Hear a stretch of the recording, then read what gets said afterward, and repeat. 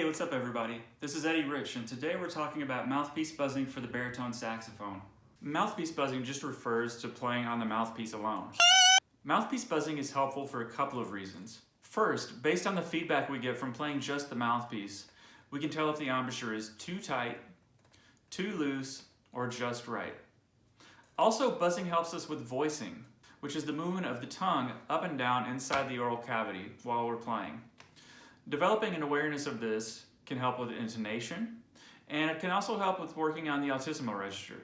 It's possible to play scales, arpeggios, and even songs with just the mouthpiece. But to get started, we need to establish a single note to use for home bass. For baritone saxophone, we'll use concert D.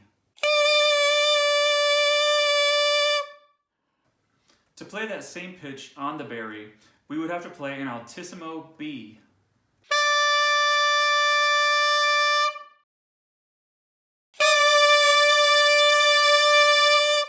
Now that you know what the correct pitch is, I'll leave you with a practice drone that you can use to practice along with.